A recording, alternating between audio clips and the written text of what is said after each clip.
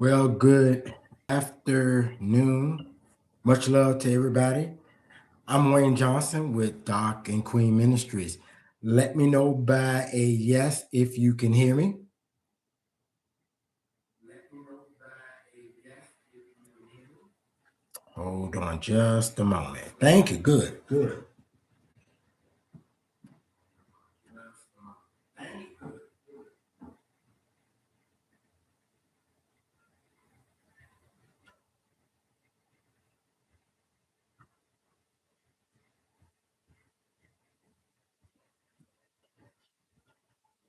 Okay, so I got a lot of information on tonight. First, I want to definitely share with you that I have prayed over this. So we're covered in prayer with this and want definitely God to lead me on what He would have me to say. So, first, giving shout out to Leslie, Tequila, DM, Ray, who else am I missing? Tara. Uh gosh, we got a lot on tonight so far. So just want to say hello to each and every one of you. Destiny, hey, glad to see everybody on tonight. So before we get started, let's get some housewarming rules. Everyone can like the video. That is something everyone can do. So you can go ahead now and like the video. Second thing that you can do if you're not already a subscriber, you can be a subscriber. Two, third, and this gets a little bit more where we get where less people will do. But however, you can become a channel member. The channel member is definitely for those who need a one-on-one uh, service but can't afford the one-on-one service. You can ask questions on the members video. Ask me through comment. I'll come on later and do your video that will explain whatever your question is. We're just going to help you because we understand for those who are standing, this is a difficult and trying situation that you're in. However, we want to be able to give you the tools and the support to make things happen for you. And then also, hey Nina, how you doing? Um, Great. Nina is also available. You got to check out Nina's um, channel as well, even though she's dealing with standing mostly for um, her son or children in general. You have to make sure because a lot of the stuff that Nina shares, you can apply it to your life in general anyway. So just make sure you check out her channel. And then we got others on here who has channels like Destiny, um, as well as Tara has channel, and we know uh, Super Queen Tequila Coleman with her longevity on different subjects that will help. Also, make sure if you have not already, go on to Amazon and purchase Every Child Deserves a Father. So, with that being said, let us get into the meat and potatoes. Look, I hope I will not disappoint you on tonight with this. As I began to see that first only Leslie was on, and then I came back, and it was like just everyone just seemed like that they had flooded. So I don't think we're going to disappoint, but we're just going to give the information because the information is the information. Look, this is coming basically from me and what I have um, went through and learned, but I've asked God to move through me as well. So why men commit so slower, um, and we know slower than women. So let us get involved. We got some scriptures that we're going to deal with. Some of them I'm just going to give to you. You go back and you're going to have to do the studying and research on it. But let us get into why men are slower to commit. So, one of the main reasons is fear of pressure. men do not want to feel pressure. That pressure just doesn't do well for them. Uh, Guys, you would think would definitely want to strive with pressure, but something about the pressure of commitment when it talks about his woman or a lady, that pressure gets on men, and men like to feel like they're free. We always hear it says that men want their peace. Well, when you put a man into pressure, there's peace that feels like it's being taken away. Not necessarily that it is, it's the perception of it. Thank you, Sister Tara, for that. The fear of pressure. Men think they are losing their independence when they commit. And so they like that independence because they feel like they can do what they want to do and nobody can tell them what they want to be told. I'm just going to use an example of work. I know me at work, and in particular for the men, where I particularly work at, most of the supervisors and the upper management is basically females, almost all. And it seems like that they always want to control the men in particular. Seems like a lot of the ladies that are up under them fall into place. At least some of them, or a great deal of them, fall into place. But it seems like they come at the men, and you always see the men having that resistance. And a lot of times, the control from them are that they want you to do certain things that not necessarily you need to do the job, but it's that control. And so men do not want to lose their independence. And usually, in order to lose that independence, they're losing it from the opposite sex, which is the female, and they don't want to do it. They don't want to give up of themselves. So therefore, they don't want to commit. And I think a lot of times you, as a female, for those who are females, you are just waiting to give yourself to that man. So you are looking forward to coming to alignment with that man. But a man, on the other hand, he's hesitant to do that because he doesn't want to give up of himself. He is fighting that change because he knows how it has been him as an individual, and he's not ready to let go of that independence. And I think that is one of the main reasons why you see a man slow to commit.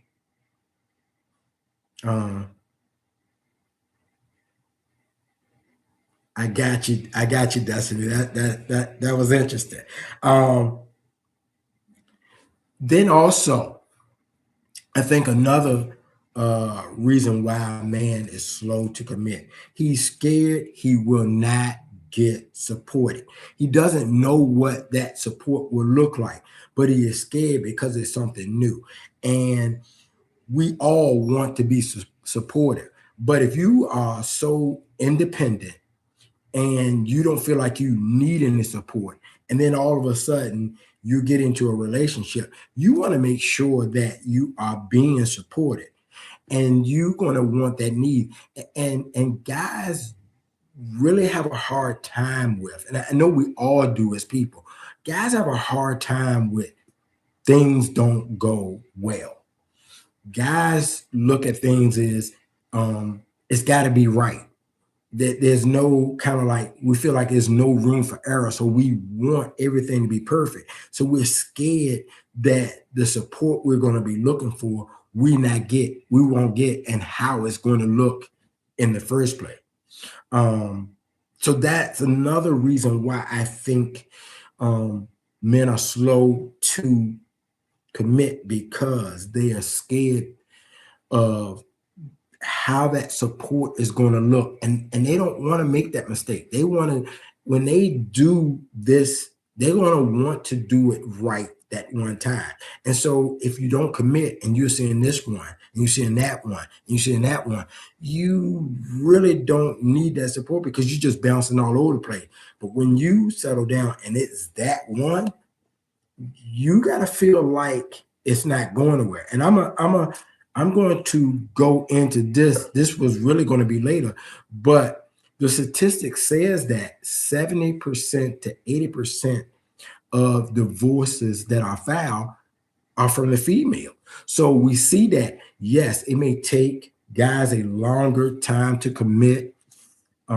It takes guys a longer time to even want to have a relationship.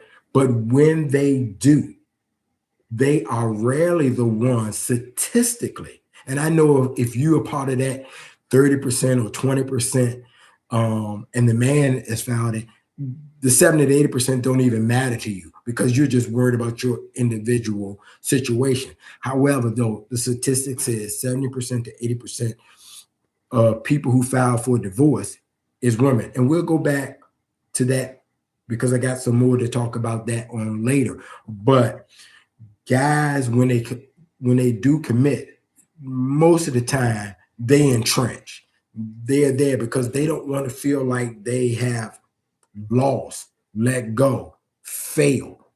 Don't want to do that because that's not kind of most guys' makeup. Let me look. Let's see what we got here so far. Good, good, good.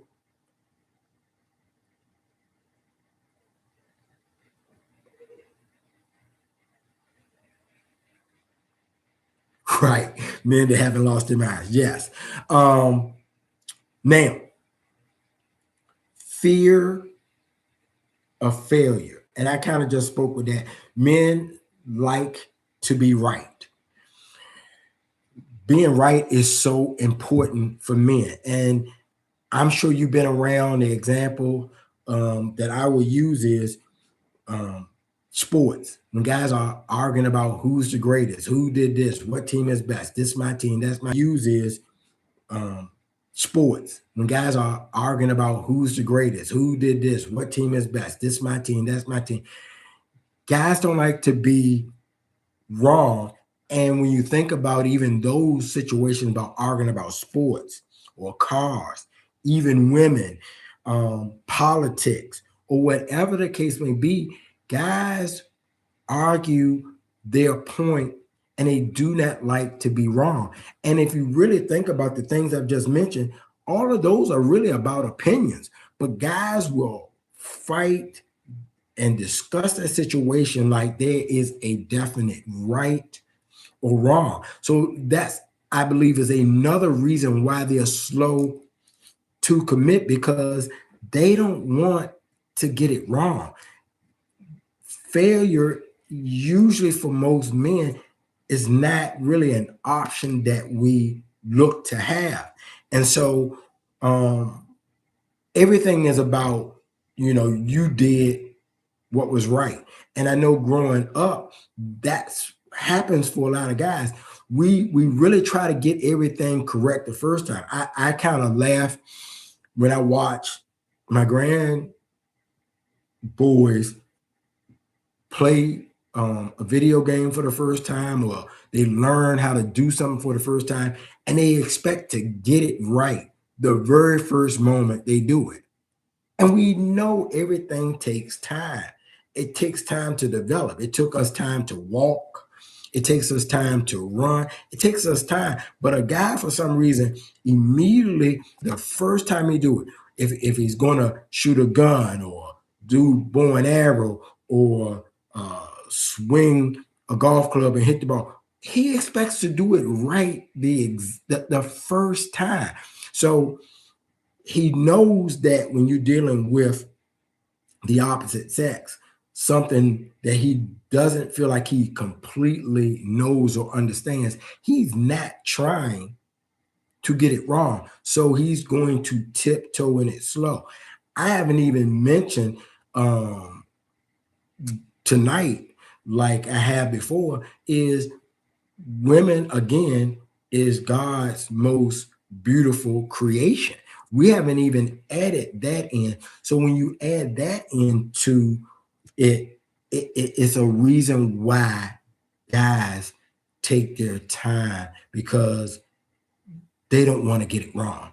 And so they're slow to move that. Yes, fear of failure.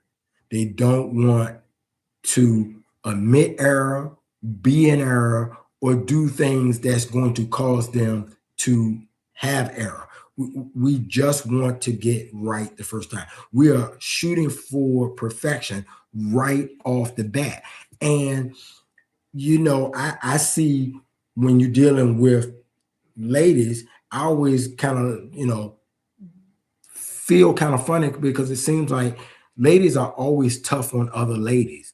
Ladies, unless they are their close friends, it's like ladies have a problem with another lady, even to the point of uh, mothers and daughters. It seems like mothers give their sons a whole lot more leeway if they have a son and a daughter than they do their daughter, which in my standing from a back, the guy is the one that's supposed to be the lead. So you would think you would be tough on him because he's going to one day be the lead of his household. But we're still tougher on our daughters, and they're the ones who are actually supporting or will support the husband. But we are so tougher on girls. This is how you wash dishes the correct way. This is how you iron the correct way. This is how you keep a house clean the right way. It seems like we're so much tougher on girls than guys. So guys look at it from a standpoint of they do things right off the bat, even to the point of, cutting the grass for the first time, doing the hedges, um, everything for a guy, we expect to do it right off the bat. And we've seen growing up the struggles between possibly our father and mother, our uncle and aunts, and how that we see the strife of it. And so we want to make sure that we don't go through that. So those are some of the reasons why I believe that men are slower to commit. Not to mention that when we grow up as little boys, we don't play house. We don't play, and if we did play it, it's only for a short while. We don't play mamas and daddies. We don't look to do those things. We're looking to play sports, some type of combat play.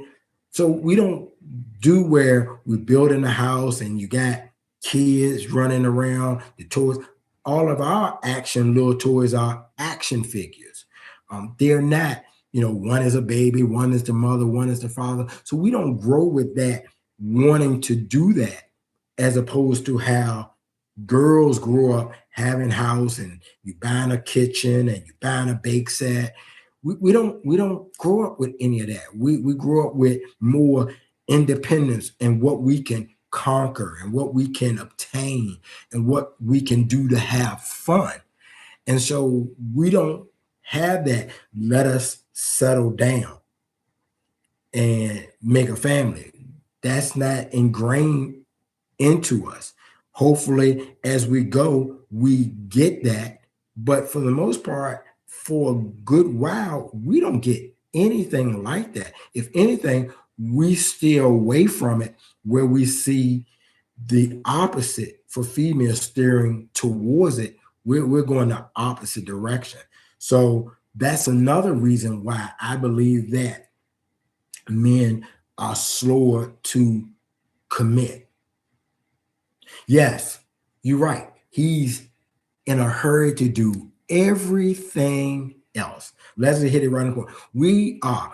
Men are in a hurry to do everything else but that. But also understand this though, even though we are in a hurry to do everything else, and this is not all, but when a guy finally does, and he's also following God, then you got it. Then you got him because you can depend on him. Now he's got to have God first, and he's got to have shaken out all the other social things that are coming at him, because they're going to come at him. You got to also understand, for a man is they're going to always from once they start dating a young lady, whatever age that may be, all the way till he gets older. He always wants to feel as a man that he got it. Even if he is with his own wife, he still wants to be able to feel like he's a handsome guy, or he's still capable of being a good looking guy to the masses, even though he is still a part of just that female.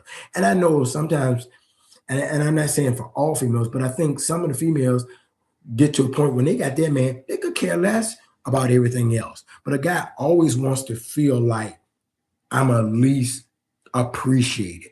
We always have in that back of our heads that we still are, quote unquote, the man. Even though we may not go nowhere, we still want to feel like we are the man. And I think for females, they don't have that. They could care less. Hey, it's me and my man. Everybody else don't matter when it comes to it. Yes, you still want to look good, but you're still trying to look good for your man. A man wants to feel like, hey, I'm the man. Let me check out some of the others. Hey, Joan is on as well.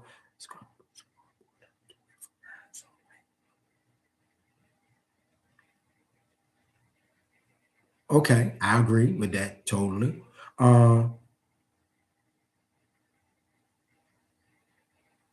Yes, we do. I mean, it's. I think a man, by growing up with the mindset of winning and not losing, is the reason why a man doesn't want to feel like he's falling off. He always wants to feel like he is the man. So yes, I'm sure we can miss out some of our blessings from that, but we want to feel like we not broke down. We want to be able to feel like we can still do. I know when I play in or had played in the 50 and older basketball league, you still, as a guy, you feel like you can still do what you could do when you were younger, even though you can't. You just feel like it, and you could. When I'm in that 50 and older league, those guys that are 50 and older, and some of them 60 and 65 years old, they giving it. They giving it their all. They are really competitive. So that's important for a man to have it. And so I think that is the reason why we're slow to commit. How long did it take you to commit to your wife? Now I was going to get there. But since you've asked that earlier, we'll go ahead and answer that now. For me, and I can't speak for every guy, because there's always different dynamics. For me, growing up as an only child, and also being a mama's boy, for me, I had it in my mind that when I graduated from college, that was kind of it. I was going to settle down and find my wife, which I kind of was already dating my wife anyway. So I had already put a stamp on it, but most guys don't put a stamp on it. So it's basically saying, I'm going to cut off my independence the day I graduate from college. And so that was already set in my mind. I don't think that most guys have that clock. I'm sure some do, but for me, I had that clock. And I actually was dating my wife off and on during college anyway. And so I kind of knew what I wanted as a guy. But you got to understand, a lot of guys don't grow up as an only child. They hang out with other guys. They have their fun. They do that and other. But I looked at it as life was going to begin once I graduated from college.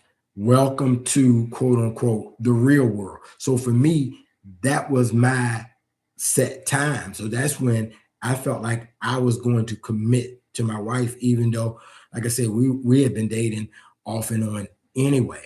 And I'm not sure that all do that. Now, I think the statistic claim that if you most guys are going to find their wife before their college graduation day. I don't know if that's the case anymore. I did hear it back some time ago that that's the way it used to be. So men usually don't put a set time like women do. Women are constantly thinking about, well, I got to get pregnant by a certain time. I need to find him by a certain time.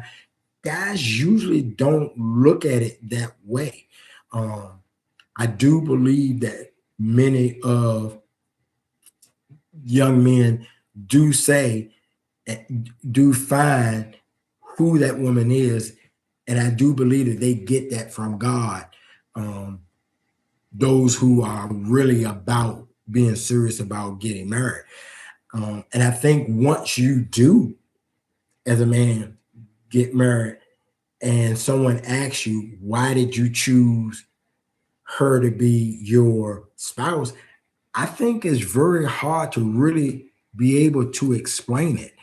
I know I've said that before. I just think that it's that difficult because God has given it to you and it's really unexplainable. I know I got a video out there that says that it's unexplainable, but you know that you know that you know. That's why I think it's a spiritual thing. I think for me, that's how I know it's a spiritual thing because it's really unexplainable. Yes, I can come up with some things, but for the most part, you just know. And like I said, I've heard guys say that she's the one, and then they proceeded to get married. And I think I mentioned in one of these lives before, I've only known of one person that said it, and they were no longer together, and she's married to somebody else at this point.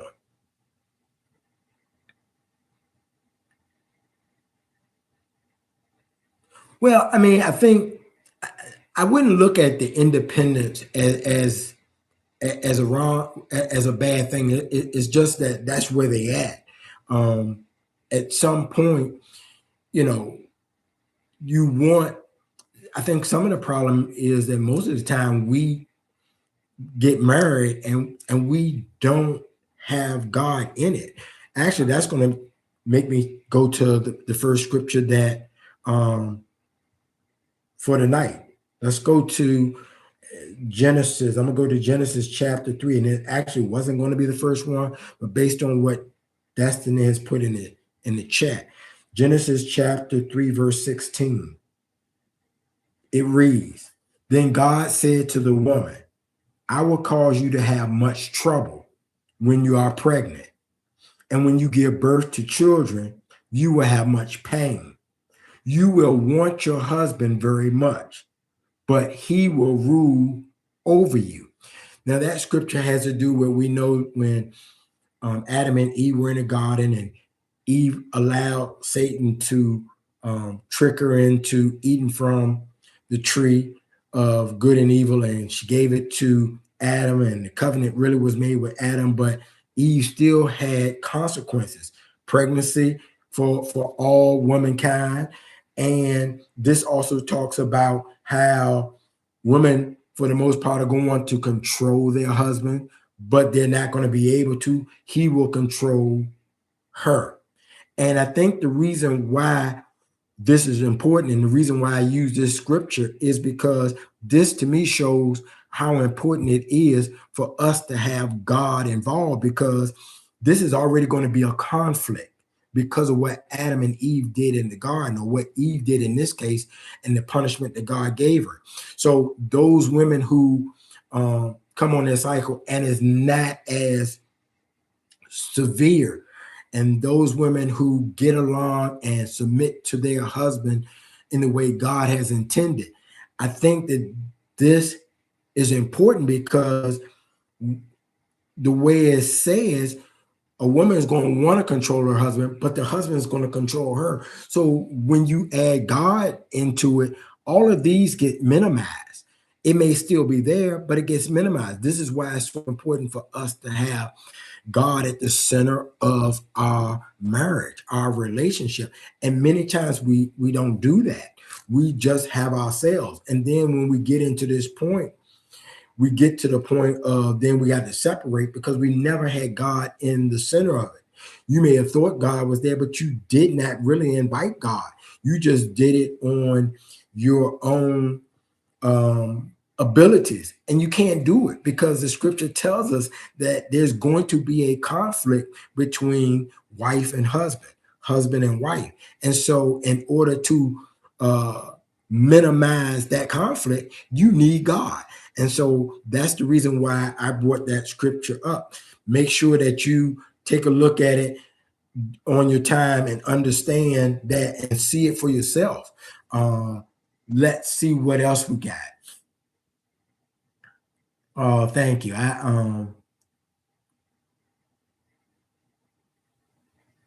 Yes.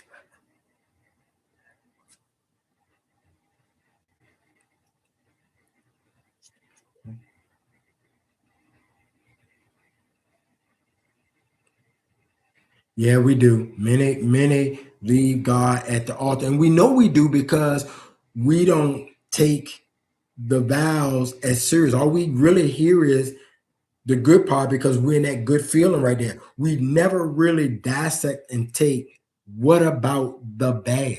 What if the bad happens? Because there's a great chance the bad will happen. And many times we don't even begin to think that because we are in a happy jubilee moment. Even to the point of when you go for marriage counseling, you still mostly hear the good part. And when I mean marriage counseling, I mean what most preachers, most pastors do before you get married. But still, everything is about the happiness.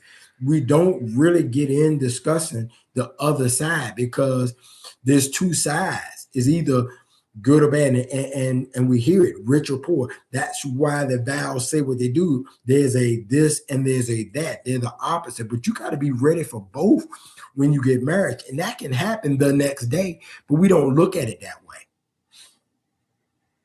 right? We don't want that marriage to be built on sand.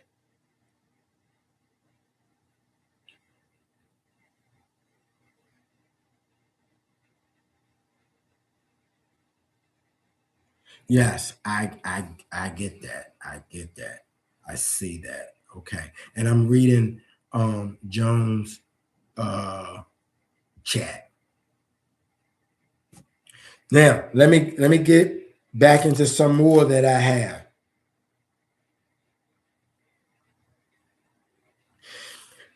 And you got to understand, there are going to be times that a man knows who you are.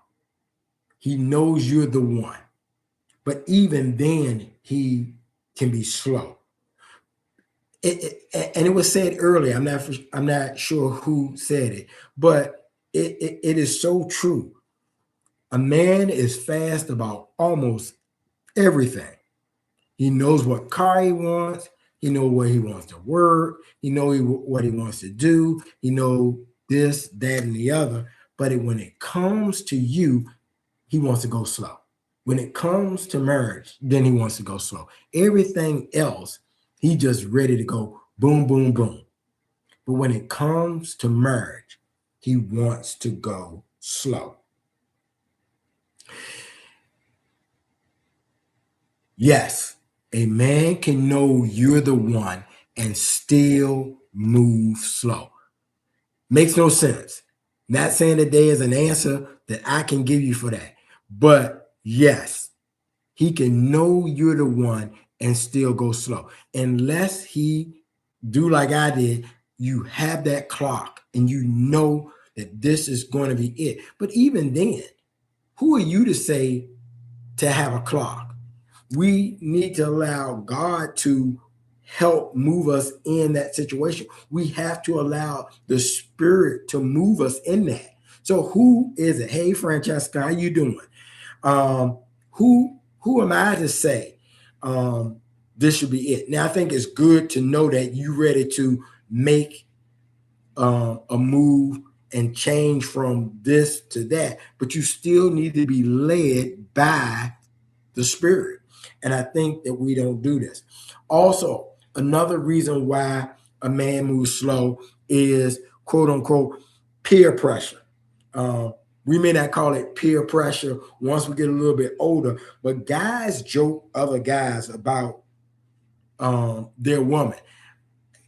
They do it even once you get married, and we'll say stuff like, your wife is your boss. You got to ask your wife, can you do this? You got to ask your wife, can you do that? And you want to be able to say, I do what I want to do, or I just let her know. And so guys get kind of like, let's call it phantom bullying by their friends, their guy friends.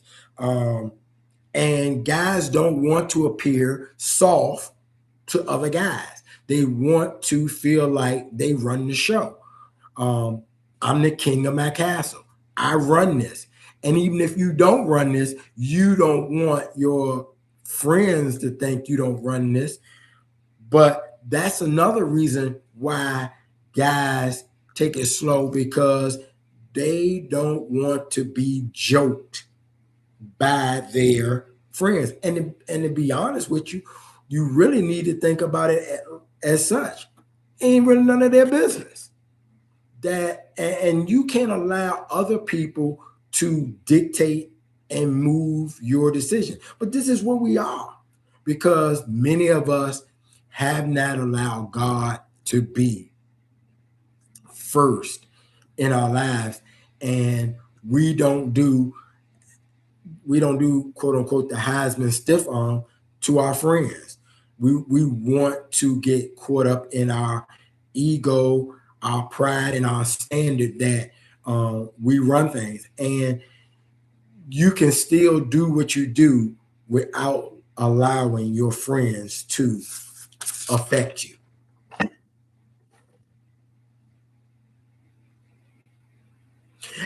And I think, Francesca, it should be both ways, and maybe not so much like I'm informing you where I'm going. I'm giving you the information where I'm going, and every situation could be different, or every marriage is different. Maybe you are asking, but I know guys really don't want to feel like they're asking, even if they are asking, but at least inform where you're going.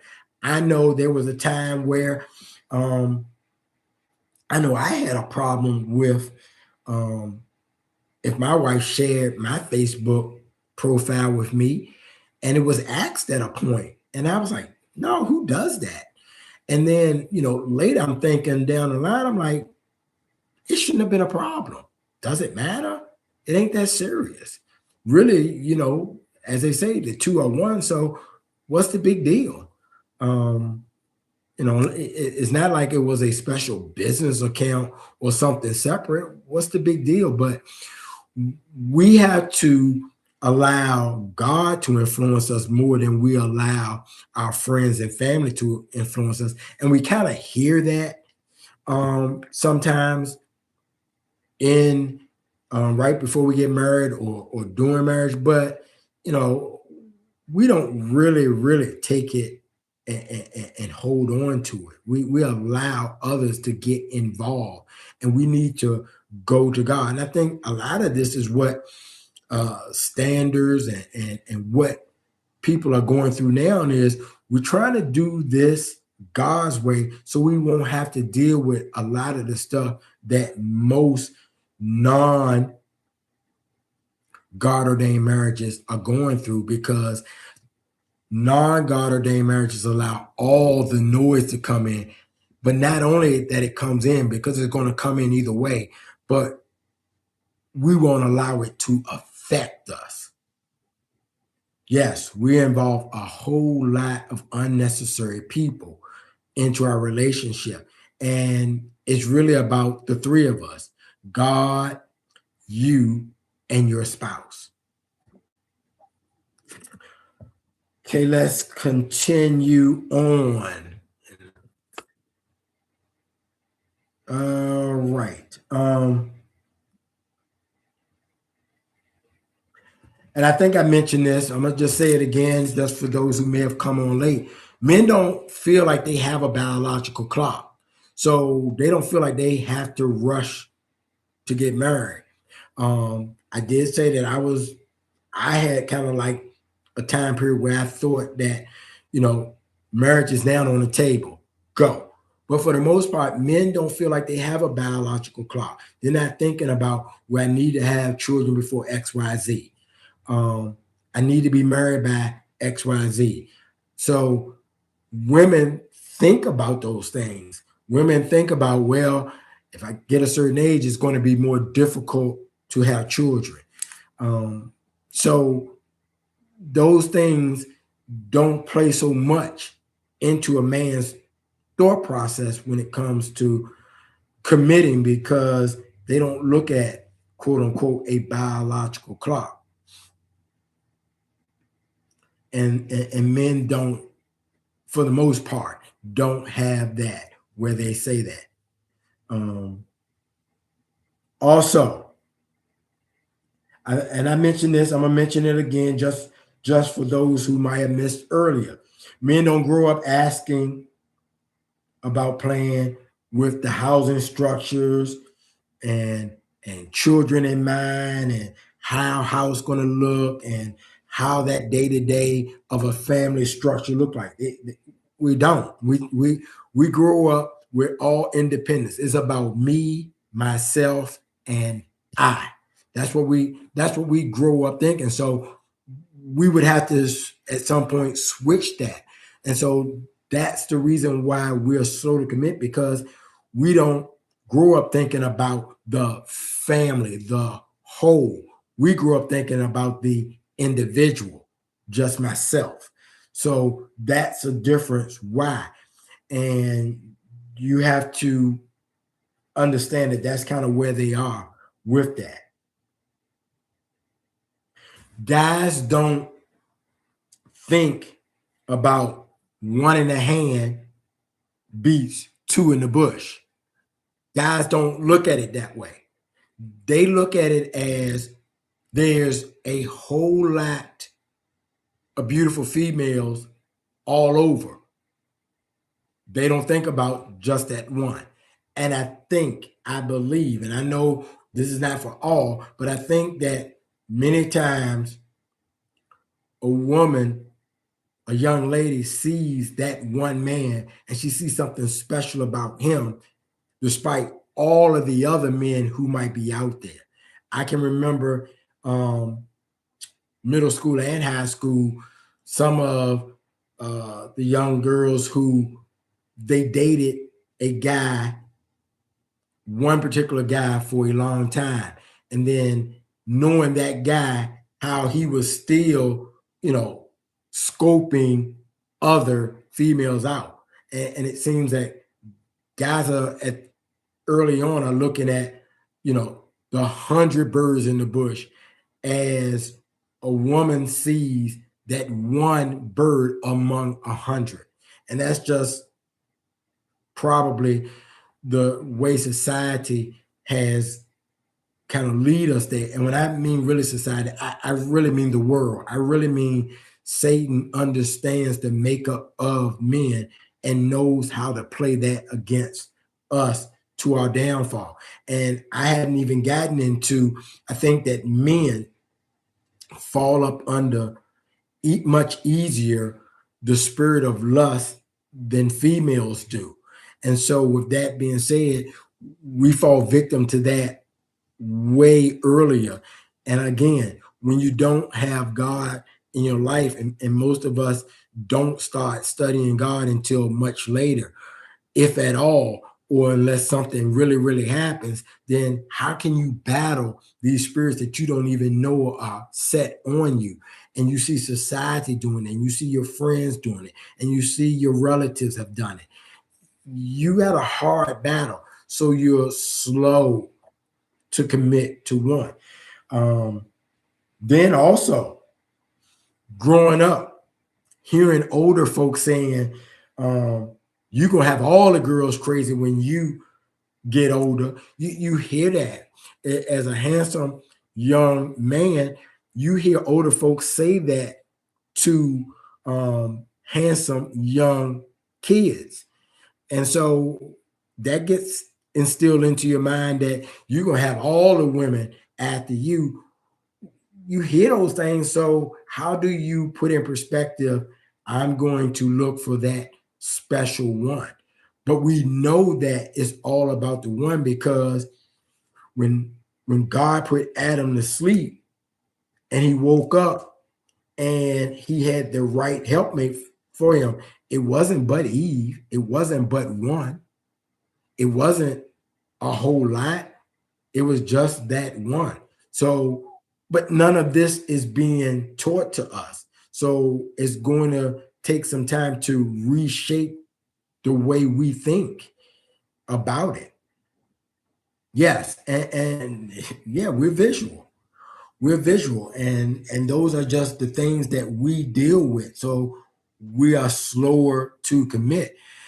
I think the guys who a little bit faster to commit than others are those guys who may be an only child, or those guys who are mama boys. They commit because they have a special bond with their mothers. So they have a lot more, in my opinion, more sympathy for the female species. So they know how to treat her better because they love their mom so much. Makes me think of the song, I Will Always Love My Mother. She's my favorite girl. So I think that that is part of the reason. And you know, I'm sure you ladies have heard that people have said, look how that man treats his mother, or look how he treats his sisters. Will give you an idea how he may take care of you later on. Okay. Uh,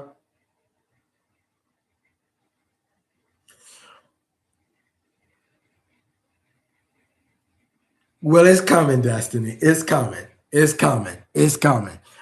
There's got to be something else going on for that to be happening. If he treats his mom well, it's something else there that is probably why he's doing what he's doing. And many times when it's not happening in that situation, um, there's something that he's waiting on to feel safe. And many times he doesn't understand that he's looking for safety, but he's waiting for safety. And he doesn't know that he's looking for it, but eventually it will come around. And he's just got to be, he's got to be, you know, reshaped, remold, remodel, and it'll come around. When I think about the times and the things that we, for those who are standing, we have to understand, and I said this on last night, we're the chosen one because as difficult as this is,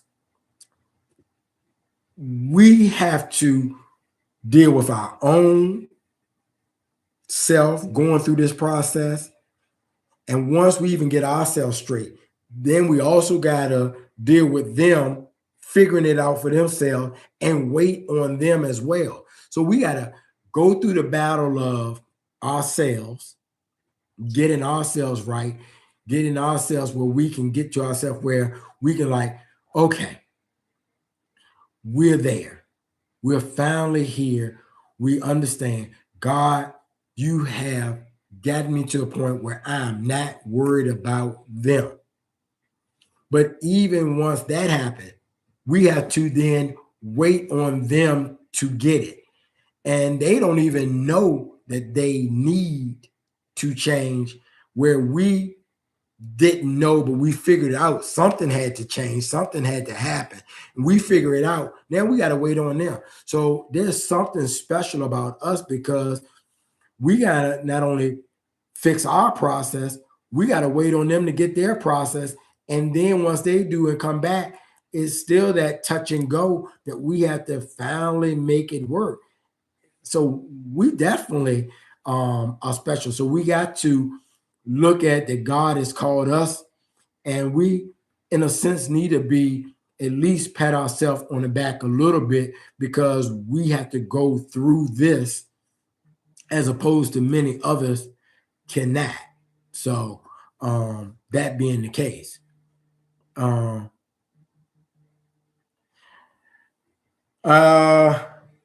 So let me get into another one of the scriptures. Let me get into another one of the scriptures.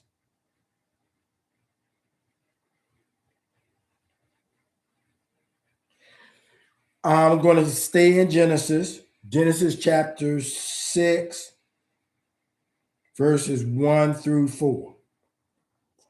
And it reads, and really you're going to need to go back and deal with chapter 5, but you can do that on your time.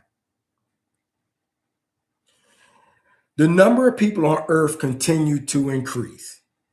When these people had daughters, the sons of God saw how beautiful they were. Told y'all were beautiful. So they chose the woman they wanted. They married them, and the woman had their children. Then the Lord said, people are only human. I will not let my spirit be troubled by them forever. I will let them live only 120 years. During this time and also later, the Nephilim people lived in the land.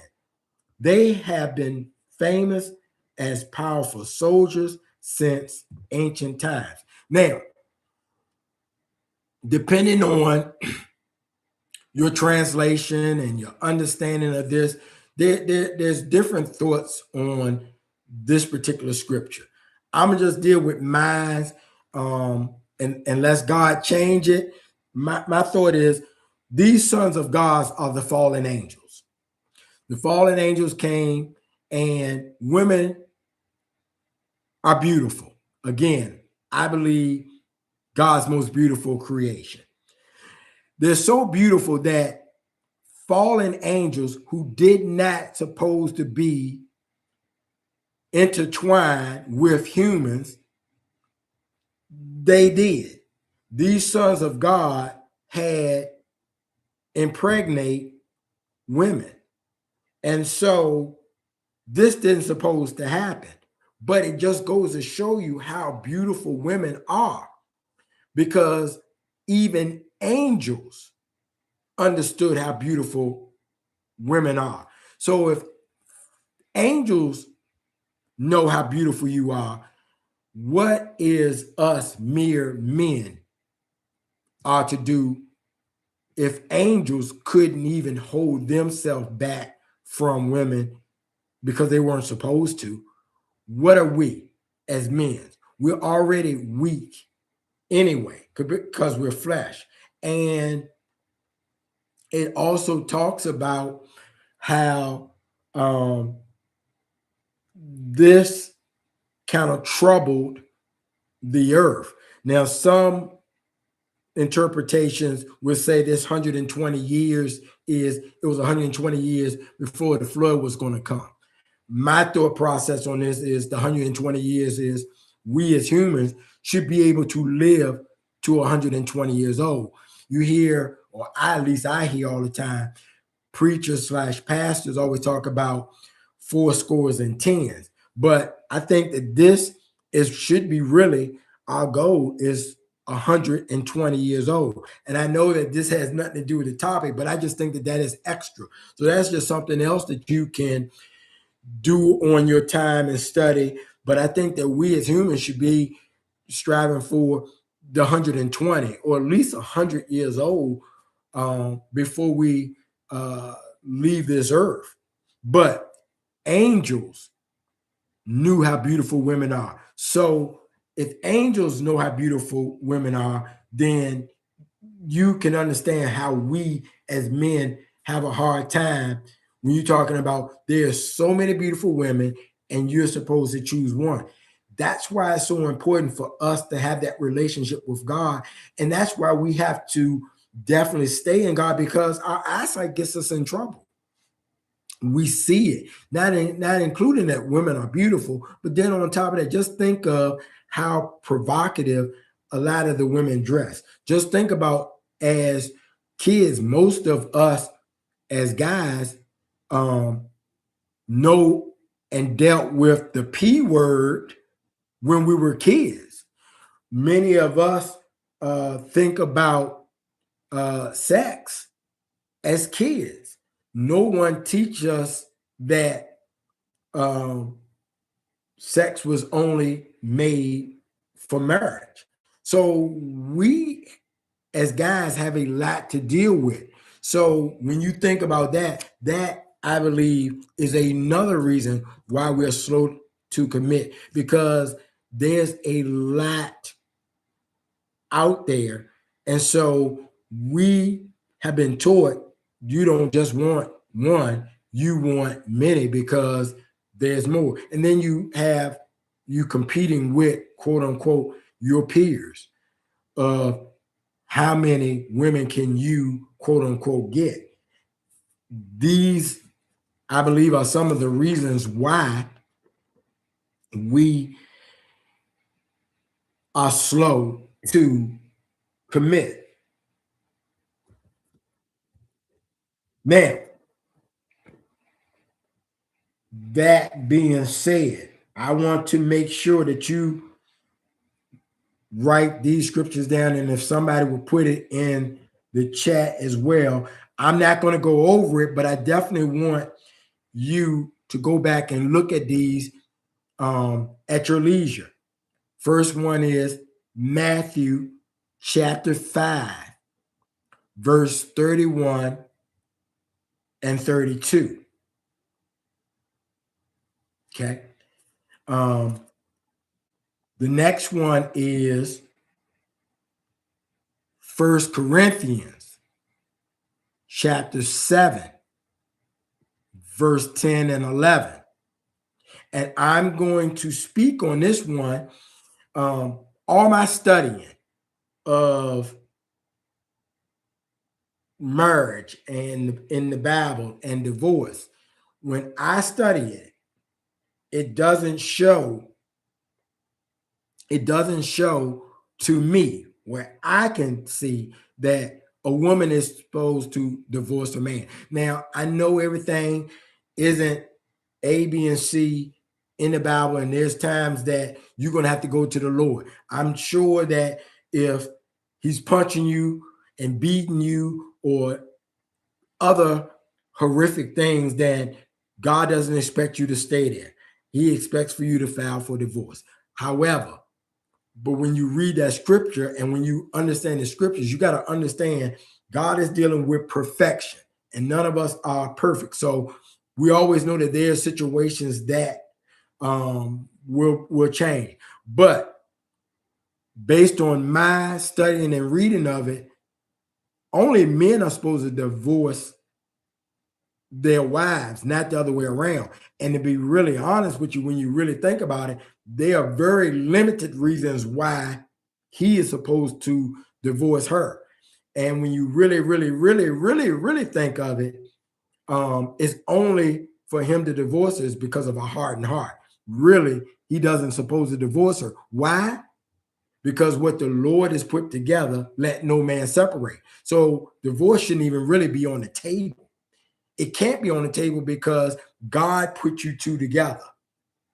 So if God put you two together, there is nothing else to even go there. However, since divorce is in the scriptures, a woman, based on what I'm studying, what I've read, what I've learned, a woman isn't supposed to divorce a man. But I spoke earlier on 70 to 80% of the women today file for divorce. But the scriptures, based on Wayne's knowledge of it, only a man is supposed to be the one that files for divorce. And technically, no one does. So just wanted to throw that out there as well. Last one, Malachi chapter 2, verse 16. Malachi chapter 2, verse 16. So I want y'all to look at those again. That 1 Corinthians 10 and 11, add chapter 7 to it. But yes, 1 Corinthians chapter 7, verse 10 and 11. What else do we need? Yes, that is why the flood came. What else do we need to Malachi chapter 2, verse 16? What else do we need to discuss on why men commit so slowly?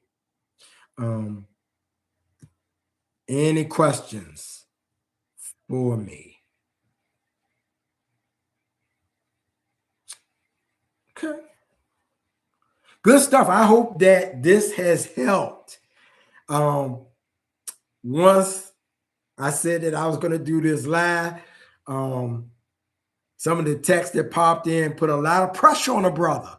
But I like pressure.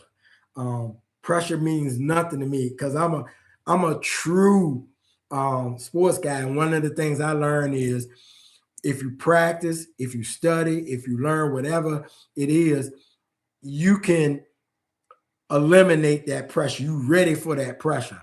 But there are some things that, kind of get me. But yes, that pressure, I'm ready for it. And I hope I delivered enough that will help those who are listening on tonight, those who will listen in the future on this. What is pressure to a man? Most guys don't like pressure, to be honest with you. Most guys don't like pressure. They don't like, of course, they don't like the nagging. They don't like overdoing. They don't like, one of the things I think about is, and this is why I said in the other live is, you got to tell us. They don't like you asking them a question, but you really don't want the answer. Because guys want to, and I think that all this ties in. Guys want to fix things, finish things, and get back to, even though they are no longer independent when they are married to you, they want to go back and get back to doing what they were doing. They want to get back to, I'm here, everything's clean, we're back to peace, or what they believe to be peace. They don't want pressure, because as long as there's pressure, that means there's something that needs to be done, because I got to move from pressure back to peace. And I want to do that as quickly as possible.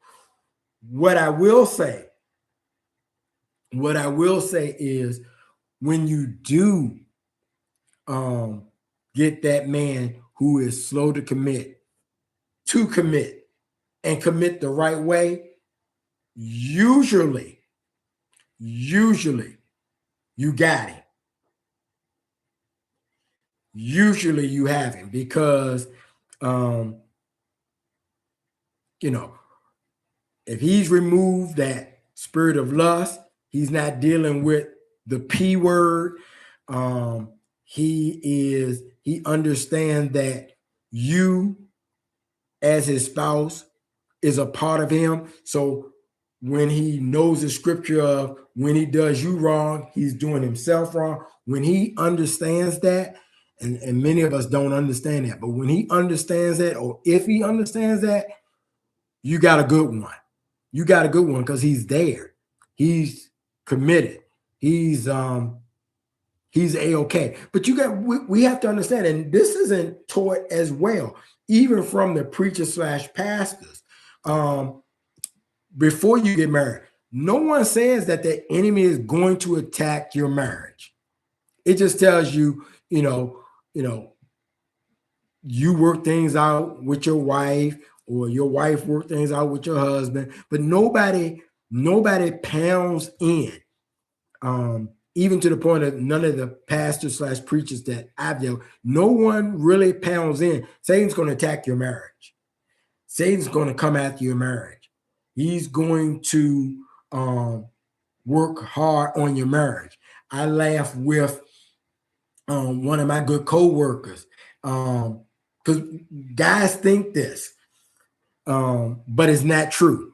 Guys think that the longer we are married, it's going to get easier. When you get married early and you there for 5 and 10 years, and you like, well, when it gets a little bit older, it's going to get easier. It doesn't. It changes. And that's because I think that you ladies, you change. And we talked about that just the other night. A woman is different at 20, 30, 40, and 50.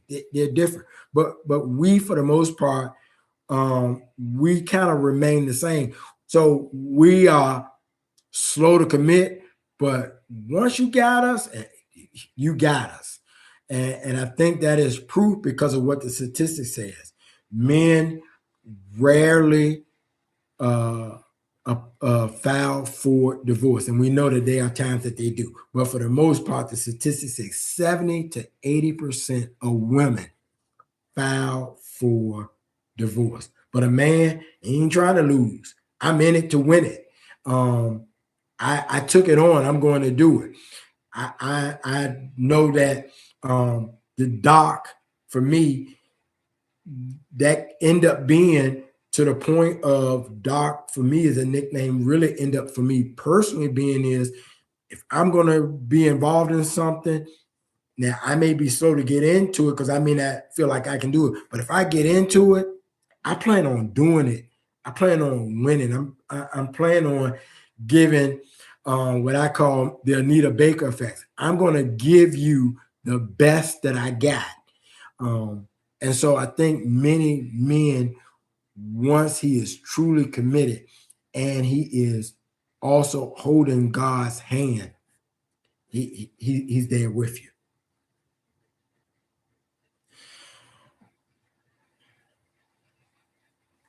Okay.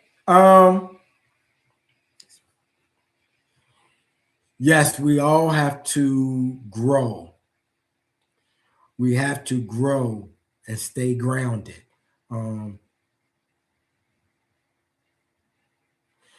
And so, with that, and for all of us, I hope that this has helped and it gives you some clarity on some of the reasons why I believe that men commit, and you just have to be there. So what makes him want to commit? Because he knows that you're the one, and he's ready to not do all the things. He's ready to finally let go of all the things he believed was fun. All the things that he believed he did not, he was ready to let go. He's ready to let go because he knows you're the one, and he knows he needs and wants to have that life with you. And of course, that's different for every guy. And the key is he's got to know that. And until he knows that, he's not ready to let go because he think he's going to miss out on something. He think that there's something out there for him, that if he commits to you, that he's going to be giving up of himself, that he's going to lose part of himself. And he doesn't understand. We guys are not taught that we are really gaining from it. And you can tell that many guys are not reading the scripture, because the scripture talks about how you women, the spouse, the wife, is his treasure. You are a good thing. So you know that most guys don't know that because they think that their independence is this good thing. They think that you are not going to really enhance them. They think that you are going to somehow keep them from doing the things that they enjoy doing. They don't see that you are their good thing, that you are their treasure, that you are their precious jewel. They don't see that, and we don't read that. I know for me, been studying and doing vacation Bible school for years and doing Sunday school. We don't read that. We don't even really talk about uh, enough of the real, in my opinion, topics in church the way we're supposed to.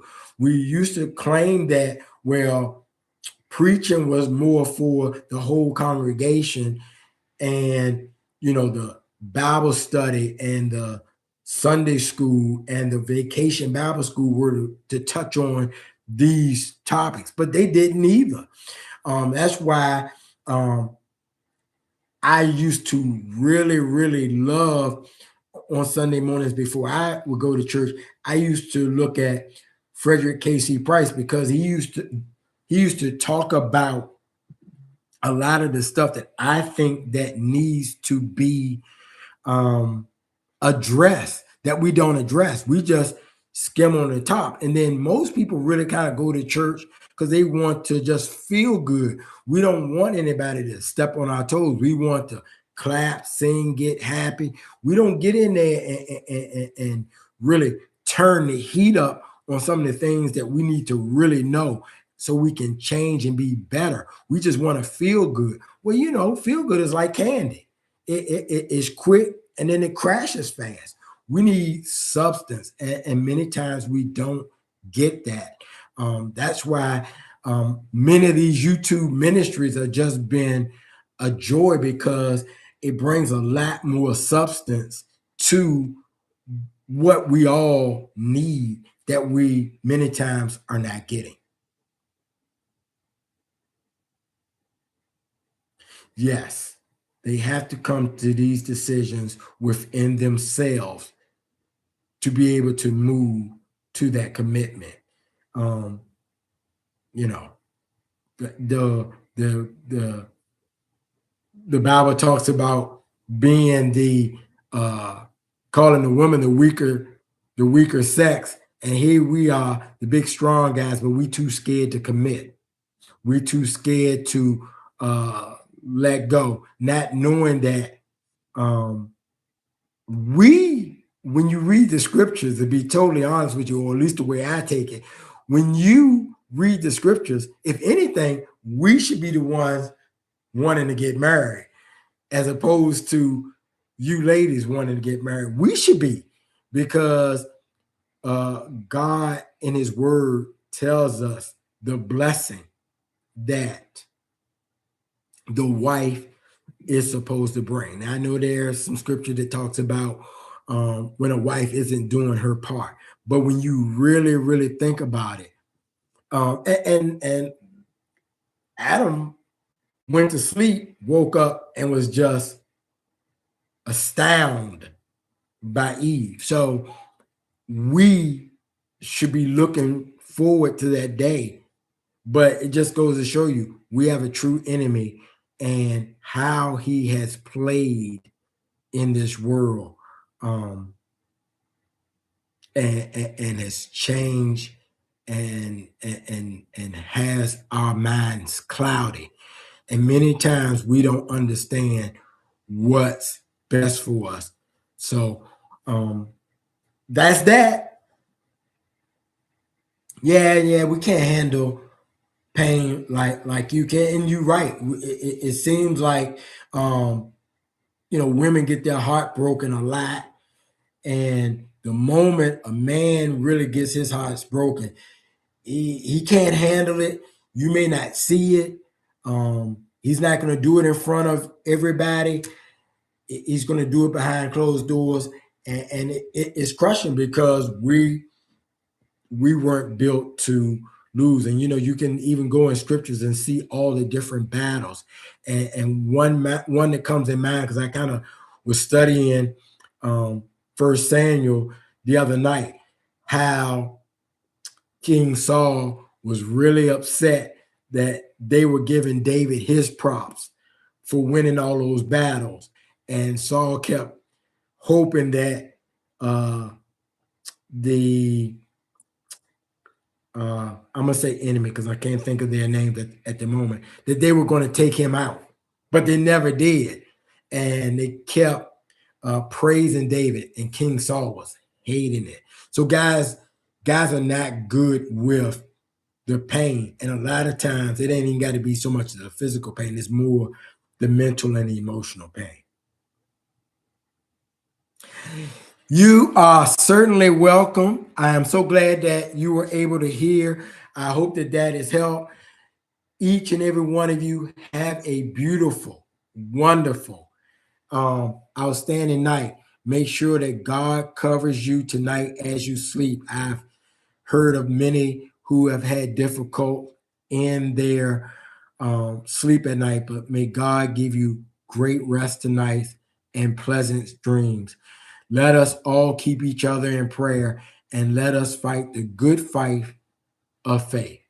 With that, thank you again. Take care. God bless. And as always, much love.